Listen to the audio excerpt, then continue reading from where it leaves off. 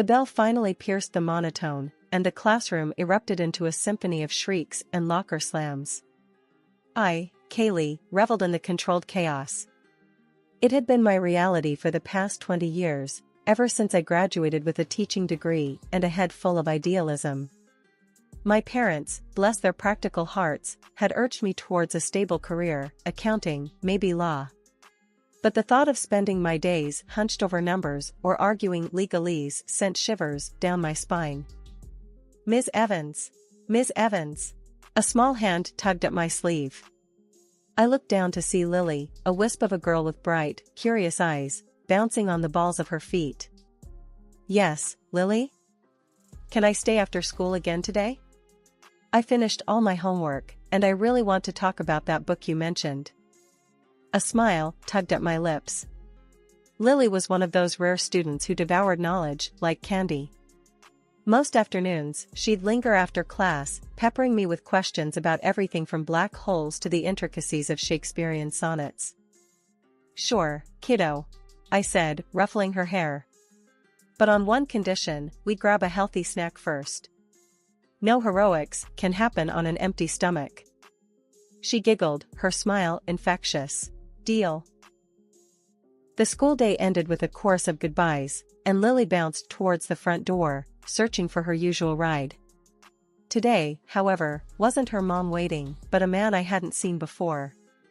Tall and broad-shouldered, he had a warm smile that crinkled the corners of his eyes. "Hey, Lily," he boomed, crouching down to her level. "You ready to ditch this place?" Lily squealed with delight and launched herself into his arms. "Uncle Mark. This is Ms. Evans, my favorite teacher." Mark extended a hand towards me. "Mark Miller, nice to meet you. Lily talks about you all the time." His handshake was firm, his eyes holding mine for a beat longer than necessary. A blush crept up my neck, and I mumbled a greeting. "So, Ms. Evans," Mark continued, a playful glint in his eye. "You must be some kind of superhero to keep this little tornado focused all day." Lily giggled, and I found myself smiling back. "She's a bright one, that's for sure. A pleasure to have in class." Over the next few weeks, Mark became a regular fixture in the afternoon pickup routine. We'd chat briefly, the awkwardness slowly giving way to comfortable conversations. He was funny, intelligent, and talked about things beyond the usual kid-related topics. One afternoon, when Lily was engrossed in a book I'd loaned her, Mark lingered after the bell. "Listen, Ms. Evans." He started hesitantly. "I know this might seem crazy, but would you maybe like to grab coffee sometime? Not with Lily, of course. Just us." My heart skipped a beat. Sure," I stammered, surprised by how quickly the answer tumbled out. That coffee turned into dinner, then drinks, then stolen moments whenever our schedules allowed. We were falling fast, caught in a whirlwind of stolen glances and late-night texts. A year later, Mark slid a diamond ring onto my finger, his eyes mirroring the joy in mine. We married in a small ceremony, surrounded by close friends and family. My parents, initially hesitant about the whirlwind romance, were won over by Mark's easy charm. Life seemed perfect. I gained a loving husband, a kind and supportive mother-in-law, and a rambunctious niece, Lily, who spent most weekends at our place. Lily's mom, Mark's sister, Sarah, was another story entirely. With fiery red hair and a penchant for tight skirts, Sarah cut a figure of chaos. Most evenings, Mark would field frantic calls from her, usually ending with him rolling his eyes and muttering about another man crisis. Sarah, in turn, barely tolerated me. Every visit was punctuated by backhanded compliments about my boring life choices and envious jabs at our family. One night, after a particularly scathing remark about my old-fashioned values, I finally snapped. "Mark," I hissed after Sarah flounced out the door, "Lily needs more stability. Can't you see that woman wouldn't know responsibility if it bit her in the butt?" Mark scowled. "She's my sister." Frustration bubbled over. "And Lily's your niece. How long are you going to pretend it's all sunshine and rainbows? That girl needs a real parent, not a walking party trick. Mark stormed out, leaving me fuming in the living room. This wasn't the first time we'd argued about Sarah, and it wouldn't be the last. A small seed of worry had taken root in my mind, a worry that would soon blossom into a full-blown storm. A few months after the wedding bliss settled, it was time for the grown-up talk. We sat at the kitchen table, the remnants of takeout scattered around us. "Mark," I began, trying to keep my voice neutral, "we need to talk about finances." He sighed, pushing back his chair. "Finances? What's the deal, honey? We agreed on a shared account, remember? 50-50. It seems like you haven't been contributing much lately." My words hung in the air, heavy with unspoken accusation. Mark's brow furrowed. "Yeah, well, things came up. Sarah's going through a rough patch again. Needs some help with Lily and all." "Again?" My frustration simmered. "Mark, we can't keep bailing her out every other month. We have bills to pay, groceries to buy. Look, Sarah's family. I gotta help her out, alright?" His voice was laced with a defensive edge. "And what about our family?" I retorted, my voice rising a notch. "Isn't Lily our family too? You're basically paying for their meals with our money." Mark slammed his fist on the table, making me jump. "Don't you get it, Kaylee? They need it more than we do. You keep the damn house clean, that's your contribution. Stop nagging about every dime." The anger in his voice startled me. This wasn't the easygoing Mark I married. This was a man with a secret and a growing resentment towards me. I swallowed the lump in my throat, refusing to be bullied. "That's not fair, Mark. We agreed on a system, and you're breaking it." He scoffed. "Life happens, honey. Deal with it." With that, he stormed out, leaving me alone in the cold silence of the kitchen. The takeout tasted like ash in my mouth. Mark's outburst confirmed the gnawing suspicion in my gut, something wasn't right with Sarah's rough patch. This wasn't a one-time thing, it was a pattern. I spent that night staring at the ceiling, a knot of worry tightening in my stomach. The next few months were a blur. Mark stopped contributing altogether. Every time I brought it up, he'd brush me off with a flimsy excuse or a snide remark. The bills started piling up. I dipped into my savings, then resorted to using my own salary to keep the house afloat. It felt like I was single-handedly supporting a family that wasn't even mine. The worst part? Mark didn't seem to care. He continued to spend his evenings, glued to his phone, taking calls from Sarah and disappearing for hours on end. The man I loved, the man who promised a future together, was slowly becoming a stranger, his secrets creating a widening chasm between us. 6 months crawled by, each day a monotonous echo of the last. Mark's absences grew longer, his excuses flimsier. He'd vanish for entire evenings, his phone perpetually on silent. When he did grace us with his presence, it was a fleeting hello and a quick goodbye, his attention glued to his phone like a lifeline. Family dinners at my in-laws became a painful charade. Mark, a ghost at his own table, would mumble half-hearted greetings before disappearing into whispered phone conversations on the patio. My mother-in-law, bless her perceptive heart, would shoot me concerned glances, her silence speaking volumes. One night, after another empty silence settled over our dinner plates, I snapped. Mark, barely acknowledging my presence, shoved his food around the plate with a restless energy that made my skin crawl. "Mark," I said, my voice tight with frustration, "we need to talk." He glanced up, a flicker of annoyance crossing his face. "About what, honey?" "About you. About us. About where the hell you are all the time." The words tumbled out, a dam bursting after months of pent-up emotions. Mark sighed, a theatrical display of exasperation. "Look, I'm swamped at work. It's a demanding time, all right?" "Work?" I scoffed, disbelief burning in my throat. "You haven't worked a single late shift in months. What's really going on, Mark?" He pushed back from the table, his face hardening. This isn't up for discussion. You wouldn't understand. Try me, I challenged, my voice rising a notch. Because right now, all I understand is that you're a stranger living in my house. The silence that followed was deafening. Mark stared at me, his jaw clenched, then turned on his heel and stormed out. I sank back in my chair, the weight of his indifference crushing me. Days turned into weeks, and Mark's absences became permanent. He wouldn't answer my calls, his texts going unanswered. The silence in our once vibrant home echoed his disappearance. One morning, I woke up to an empty bed and a chilling realization: I was alone. Desperation clawed at my throat. Silence wasn't a solution, it was a suffocating abyss. I poured my heart out on the cold, digital canvas of an email. Words of frustration, of loneliness, of the life we promised ourselves slowly dripping onto the screen. I demanded answers, a reason for his constant disappearances, and a fair share of the financial burden.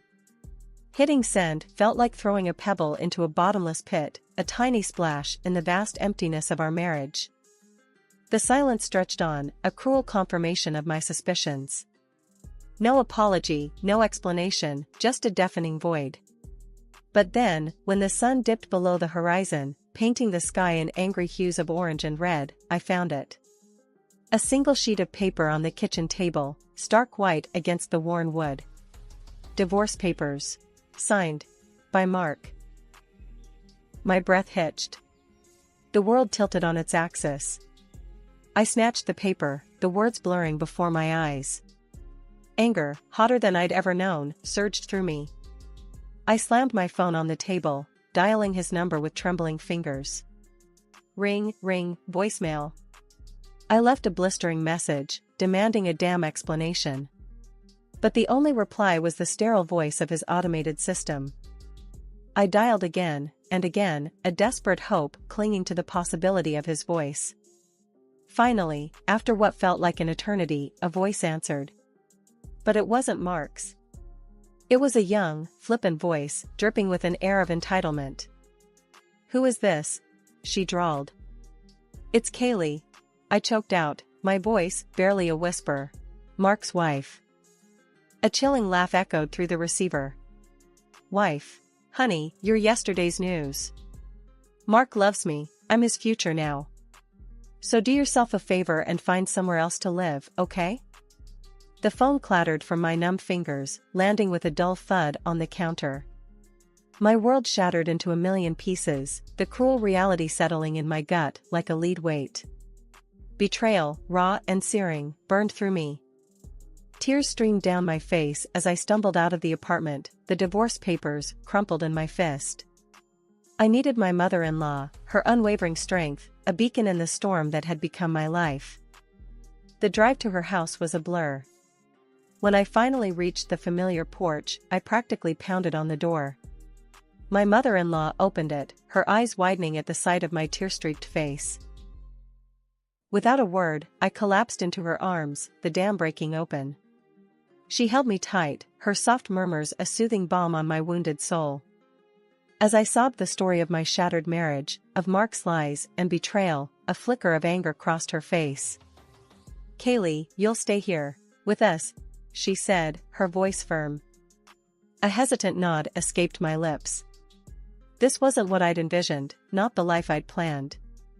But as I stepped inside, a small hand tugged at my coat. It was Lily, Mark's niece, her eyes filled with concern.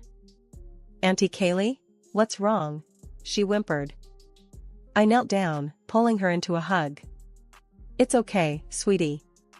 Everything will be all right." As I held Lily close, a fierce protectiveness bloomed within me. This wasn't just about me anymore. It was about building a new life, a life where trust and love weren't empty promises. It was about starting over, stronger and wiser. The journey ahead would be daunting, but I wouldn't face it alone. The taste of betrayal still lingered, a stale ash in my mouth. Picking up the pieces of my life wouldn't be easy, but I wouldn't crumble. My first stop was Brenda Miller's office, the legal arena's reigning gladiator. Her office oozed power, sharp suits, gleaming chrome, and a faint scent of expensive cigars. my gut churned with suspicion. This wasn't a case of late nights at the office. This was something deeper, something he desperately wanted to hide. Swallowing my pride, I marched into Brenda Miller's office, a steely resolve hardening my features. Brenda, a lawyer with a reputation as sharp as a stiletto heel, surveyed me coolly. Divorce, I stated, the word heavy on my tongue. And financial compensation. A flicker of interest sparked in Brenda's eyes. Intriguing, Kaylee. But accusations are like tissues, used and discarded. We need proof, concrete evidence to bury your husband and his little secret. That evidence came in the gruff form of Rex Matheson, a private investigator with a nose for trouble and a face like a well-worn map. A hefty wad of cash later, Rex was on the case. Days bled into weeks, the silence in the apartment punctuated only by the tick-tock of the clock. Then, one rainy evening, Rex materialized on my doorstep, a manila folder clutched in his hand like a shield. This, he rasped, his voice sandpaper on concrete, might be what you're looking for. My heart hammered a frantic rhythm against my ribs as I flipped through the contents, transcripts, and audio recordings. Each word that spilled from the speakers was a fresh shard of betrayal. Sarah, my supposed sister-in-law, and her friends' voices filled the room, a sickening symphony of deceit. He's got a sweet job, Sarah, the friend's voice dripped with envy. He practically prints money. Exactly, Sarah cackled, the sound devoid of any warmth.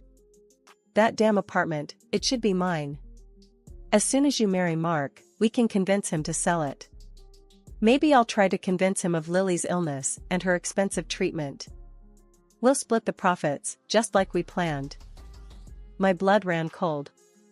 Sarah, the leech, had been using Mark all along, and her friend, my husband's lover, played along with her in everything. Our comfortable apartment wasn't a home for her brother, it was a golden ticket to a life of luxury. Mark, the gullible fool, was nothing but a pawn in her twisted game. Armed with this explosive evidence, I returned to Brenda's office, a cold fury simmering beneath the surface. Brenda listened intently, a dangerous glint in her eyes as the recordings played. Bingo, Kaylee, she said, a slow smile spreading across her face. This is gold. Time to make those cheaters pay dearly. But my stomach churned with a bitter cocktail of anger and a strange, unexpected worry. Mark may have been a gullible fool, but Lily, his innocent niece, was caught in the crossfire of his sister's greed. I couldn't let her become another casualty in this mess. Instead of confronting Mark or Sarah directly, I decided to play a different game. I called my mother-in-law, my voice tight with urgency. Something big needs to happen, Rita, I said.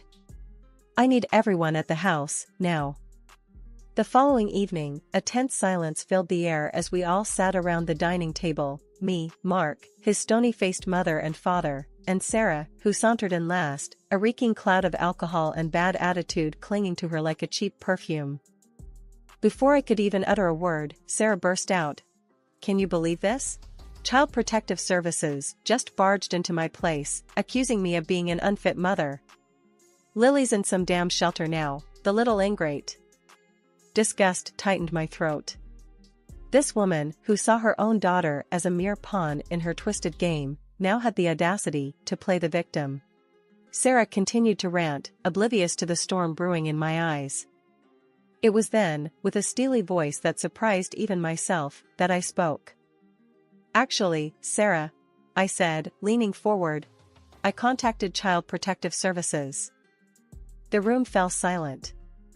Sarah's eyes widened, her drunken stupor momentarily forgotten. Mark gaped at me, his face a mask of confusion. You what? Sarah shrieked, her voice laced with a dangerous edge. Why you meddling? Because, Sarah, I cut her off, my voice unwavering. You are a terrible person. You used your own brother for money, and now you're willing to throw your own daughter under the bus to get what you want. Lily deserves better than that. Sarah lunged at me, a feral snarl contorting her face. Before she could connect, Mark, bless his slow on the uptake self, finally reacted, grabbing her arms and holding her back. Get your hands off me! Sarah shrieked, flailing uselessly. You're both finished. You'll pay for this. Mark, still bewildered, finally spoke. What was all that about, Kaylee? I pressed play on the recorder, the damning conversation between her and her friend filling the room. Mark's face drained of color with each passing word. Shame and disbelief flickered in his eyes as he heard his sister's cruel assessment of him, a mere ATM to be manipulated. Sarah, cornered and desperate, erupted. This is bullshit, she shrieked, her voice laced with a barely concealed tremor. You have no right to stick your nose in our family business. This isn't your place. Ignoring her outburst, I kept my gaze fixed on Mark. This was his moment of truth, the moment he saw his sister for who she truly was, a scheming manipulator. Rita, my normally composed mother-in-law, joined the fray. Sarah, how could you? Her voice, usually laced with warmth, dripped with disappointment. This is betrayal of the worst kind. Sarah scoffed, a cruel twist of her lips, the only response. Betrayal? She sneered. Please, spare me the dramatics. This was always the plan. First, soften Mark up, then that fancy apartment becomes mine. And after that, she continued, her voice dripping with malice, it's your turn, old folks. Your retirement nest egg looks mighty comfortable. The revelation slammed into Rita and John like a physical blow. Their eyes widened in horror, their faces a mask of betrayal. As for Sarah, she continued her drunken tirade, a string of obscenities spewing from her lips like a malfunctioning faucet. It was a pathetic display, a stark contrast to the poised manipulator she'd pretended to be. Turning back to Mark, I met his gaze. Well, Mark, I said, my voice surprisingly calm, the evidence of your infidelity is clear. Now, let's talk about financial compensation. Mark opened his mouth, a plea for forgiveness hanging in the air. But before he could speak, I held up a hand, silencing him. There's nothing left to say, I said, my voice firm. You had your chance, Mark. Now, it's time for me to move on. The gavel slammed down, a final punctuation mark on a messy chapter. Divorce. Financial compensation secured. Justice, though bittersweet, had been served. Sarah and her conniving friend were convicted of attempted fraud, their dreams of a swanky apartment evaporating like cheap perfume. Lily, my ex-husband's niece, remained the biggest casualty. Custody battles ripped through the family court, and in the end, a bombshell dropped: Sarah's ex wasn't the biological father. The truth, like a stubborn weed, refused to stay buried. With no known father and an unfit mother, the judge placed Lily under Rita's care. Her once empty house transformed into a bustling haven. Rita, initially overwhelmed, found solace in raising Lily. We settled into an unlikely, but surprisingly functional, routine. One quiet evening, Lily, a tangle of blonde curls and boundless energy, snuggled onto my lap. Mother isn't coming back, is she? She asked, her voice small. A lump formed in my throat. No, honey, I said gently. But you're stuck with me now. A smile, as bright as a sunflower, bloomed on her face. Good, she declared, wrapping her arms around me. I love you more than glitter and ice cream combined. But the following events threw me into shock. It happened on an ordinary Friday evening. Rita and John, my ex-in-laws, sat across from me, their faces etched with a mixture of sadness and resolve. We changed the will, John stated bluntly, his voice gruff. The house, the savings, everything goes to you and Lily. My jaw dropped. But, why? I stammered, completely thrown off guard. Rita reached out and squeezed my hand, her eyes filled with a complicated mix of emotions. You opened our eyes, Kaylee, she said softly. We see Mark for who he truly is now, a spineless fool easily manipulated by his own sister. But what about Mark? I asked hesitantly. He's your son. John's face hardened. Blood doesn't mean everything, Sarah. He made his choices, now he has to live with them. Rita chimed in, her voice firm. You and Lily, you're the family we have left. You've been there for us, for Lily, and that's worth more than any blood tie. Life continued its steady march forward. The house, once echoing with emptiness, was now filled with Lily's infectious laughter and Rita's gentle guidance. We were an unlikely family, a hodgepodge of heartbreak and resilience, but it worked.